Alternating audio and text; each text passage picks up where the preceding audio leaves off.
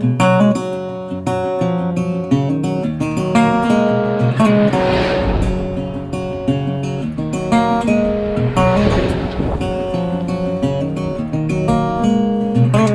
sitting up here in front of President Bush's boyhood home, and I want to talk about a type of video I'm going to be putting out. These aren't going to be anything about camping or photography or anything like that.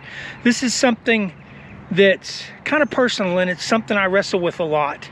And you know, there's a lot of issues that go along with being a Christian and stuff, and I want to address some of those in some videos. I'm not trying to browbeat anybody into being a Christian. It's my chosen path, but it's not everybody's. But what I would like to do is I would like to address a couple of real big misconceptions that a lot of people have. And I would like to kind of talk to some other people about how they deal with some of the big questions. The first question I'm going to be dealing with, I'm going to talk with Professor Hardt in this video here. And it's going to just be a discussion about something that I get asked a lot, and I'm sure he gets asked a lot, and I'm sure that everybody who teaches or does science gets asked. And so listen up, see if you can follow along and see what you think about what we have to say. This will not be the only presentation I do of this.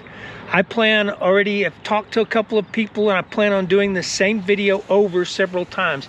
And they just turned the water sprinklers on me. Cool. I'm going to sit right here in the water and get rained on while I'm giving this introduction. But, wow.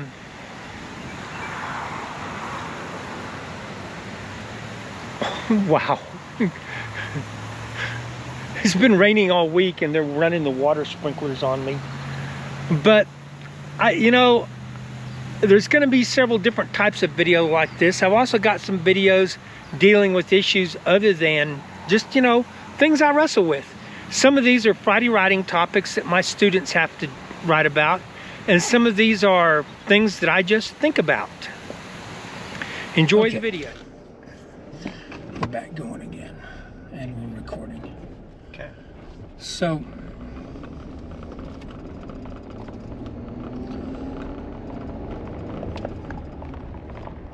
as a geologist, I'm going to ask you straight up the big question, and that's how do you deal with when people go, how can you be a Christian and a geologist?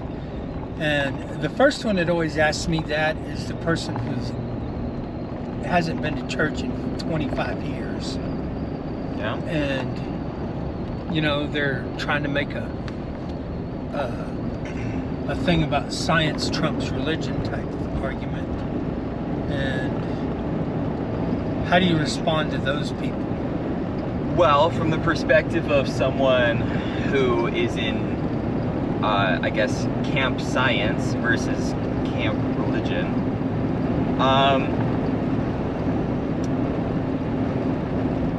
there is a whole lot of data that we have been able to collect in our world from multiple branches of science, right?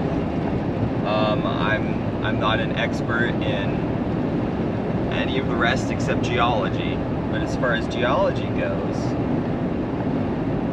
with our current understanding of science, we know that the Earth is very, very, very old. 4.543 billion years, to be exact. Again, as we understand it right now.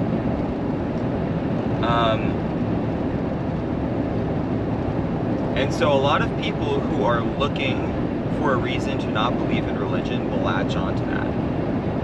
And they'll say, there, proof, right there. God doesn't exist. But when approached by someone of the opposite mind, who is looking for a reason to not believe in science and only believe in religion, it's a strangely similar problem, okay? They are of one mind. They have already convinced themselves, and they're just looking for someone to validate what they're thinking. And so, again, There's lots of data at play here. But this is the thing. If you're looking for an answer that you're already convinced is right, you will always find that answer. If you're already convinced that science is 100% true and that religion is not, I can't convince you otherwise. And if you believe that religion is true no matter what and that science must not be, I cannot convince you otherwise. No one can. You've already made up your mind. And so that's why I always urge people to approach an important question like that with an open mind. It's okay to have your beliefs, but unless you are open to those beliefs changing, you will never be able to find what could be true. Okay? My foam pad is going off my microphone. Keep going. All right. So what it comes down to me, and resolving it in my own mind, because I am a Christian and yet I'm also a geologist. So how do I resolve both of these aspects of my life? It comes down to a few things. The first one is I do not take the accounts of creation as to be directly literal.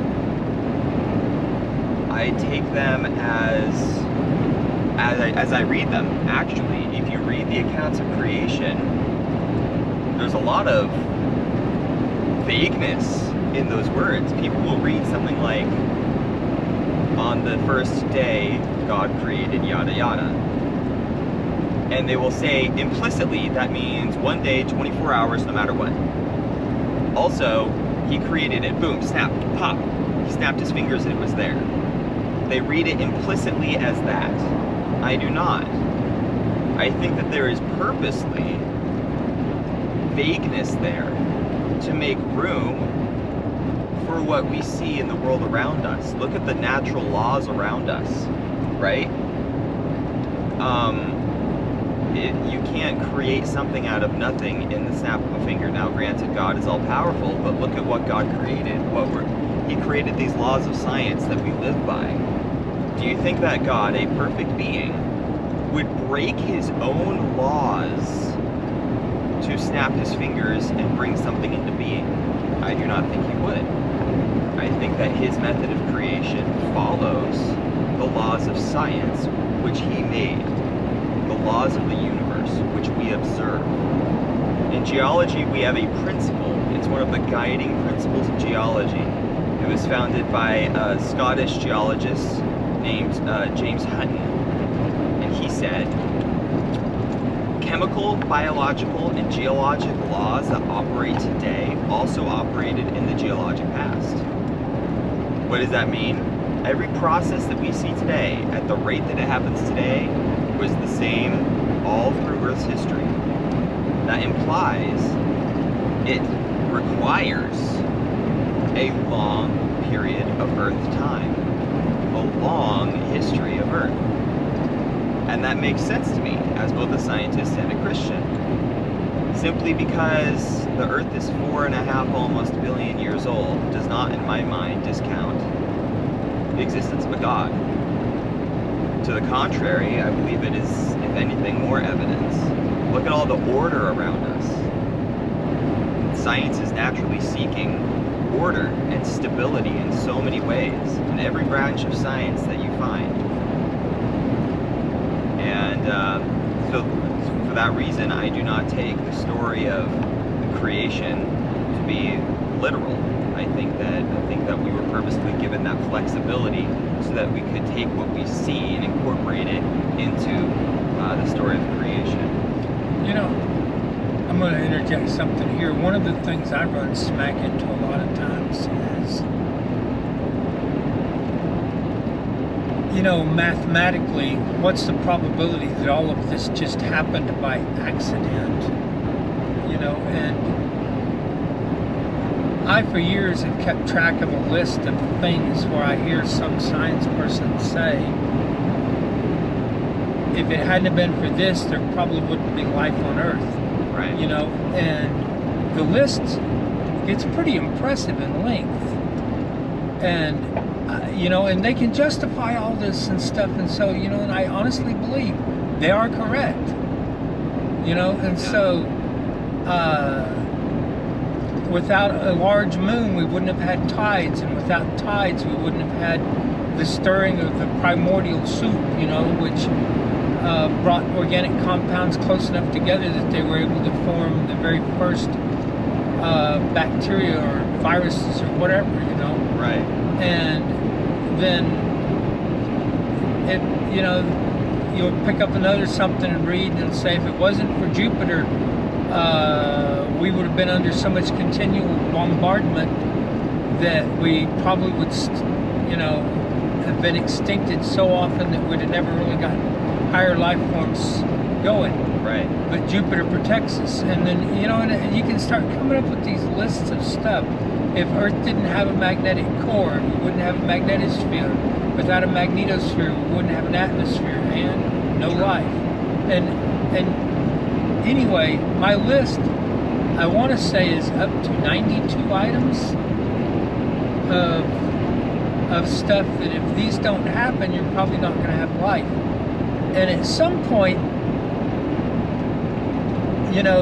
you start looking at the odds of 92 different things all coming together. They start getting so impossibly slim that you've got to kind of believe that there was some divine intervention in there somewhere. Right. In other words, I probably come down closer to intelligent design than I do anything. Right. But I was just going to say that it's one of the things that. Yeah, and I have another thing. When you really think about it, is a belief in an old Earth or a belief in evolution of biological organisms, are those things contrary to your salvation? Will they inhibit what you perceive as your salvation? Yeah, I've brought that up a bunch of times too. Honestly, if I don't see how you could have fit 2 of every animal on a boat, and how a rain could have flooded the entire planet, is that a salvation issue? And right. I bring that one up too. Simply because go ahead. Yeah, simply because I believe that there is a logical scientific explanation for things using the laws and scientific principles which God created. Does that mean that I am damned, for lack of a better term? I really don't think so.